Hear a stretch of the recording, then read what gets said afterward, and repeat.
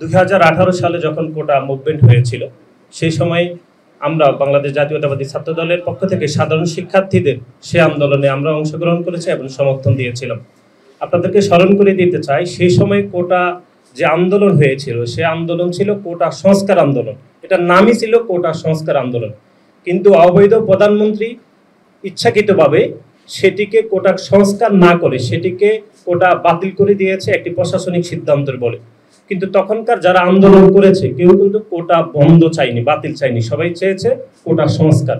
এটি এই জন্যই অবৈধ প্রধানমন্ত্রী করেছেন যে তিনি যেভাবে তত্ত্বাবধায়ক সরকারের যে একটি বিষয় চূড়ান্ত নিষ্পত্তির একটা ইস্যু ছিল সেটিকে যেভাবে আদালতকে ব্যবহার করে তিনি ওই রায়টি তার পক্ষে নিয়েছেন, ঠিক তেমনি তিনি কোটার এই যে একটা নিষ্পত্তি ছিল সেটাকে তিনি আদালতকে ব্যবহার করে আবার কোটাকে পুনঃস্থাপন করেছেন। এই জন্যই পুনঃস্থাপন করেছেন। আপনারা দেখেছেন যে গণমাধ্যমে গত 10 থেকে 12 বছরে প্রকাশিত হয়েছে যে আওয়ামী লীগের সন্ত্রাসীদেরকে প্রায় গত 12 বছরে প্রায় 12 থেকে 13,000 আওয়ামী লীগের বিভিন্ন পর্যায়ে নেতা কর্মীদেরকে ভুয়া মুক্তিযুদ্ধ সনদ দেওয়া হয়েছিল।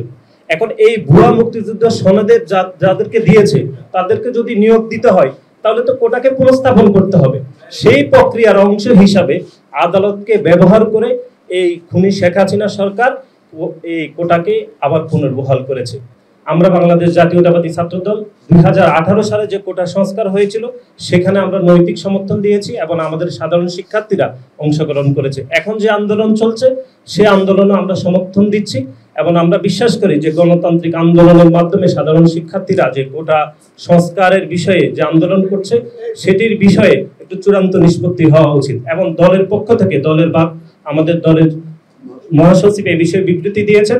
ছাত্র দলের পক্ষ থেকে আমাদের যেটি বক্তব্য সেটি হচ্ছে বিশেষ চাহিদা সম্পূর্ণ ব্যক্তিদের অতি সীমিত সংখ্যক কোটা ছাড়া বাংলাদেশে এই মুহূর্তে আর কোনো কোটার কোনো প্রয়োজন নেই। এটি আমাদের একদম অফিসিয়াল বক্তব্য এবং চলমান যে গণতান্ত্রিক আন্দোলন সাধারণ শিক্ষার্থীরা করছে এই আন্দোলনের সাথে বাংলাদেশ জাতীয়তাবাদী ছাত্রদল পূর্ণ সমর্থন জ্ঞাপন করছে এবং একই সাথে সাথে আমরা বিশ্বাস করি এই আন্দোলন ছাত্রলীগ এবং যুবলীগের সন্ত্রাসীদের বাধার মুখ হয়ে এই আন্দোলন সফল হবে ইনশাআল্লাহ। আপনাদের ধন্যবাদ।